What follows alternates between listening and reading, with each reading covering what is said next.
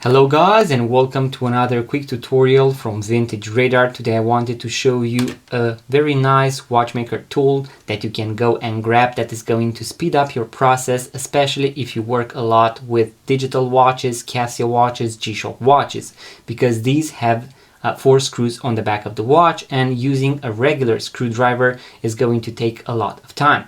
So we have this electric screwdriver by Fanttik. You can find it in various sizes, but I would definitely recommend this particular model for Casio G-Shock watches. And we have 2 directions, either to screw down the screw or to unscrew it. So it is going to be very easy to use.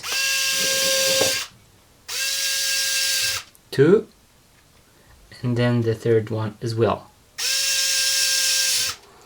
So guys, I really like these. I would definitely also recommend to use, let's say at the end, a regular screwdriver to make sure that they are perfectly tight to let's say your standards, in order to make sure that you have that water resistance of 100-200 meters when it comes to Casio watches and G-Shock watches.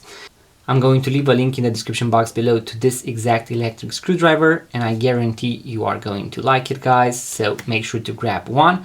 In case you want to watch even more videos about watches, vintage watches, watch tutorials and watch reviews, make sure to subscribe, leave a comment, let me know if you found this video useful, if you even grabbed one of these, if you use them regularly, and what are your thoughts on electric screwdrivers. And in case you want to purchase your first vintage watch, make sure to check out our website vintageradar.com, because we have thousands of vintage watches for sale. Link in the description box below.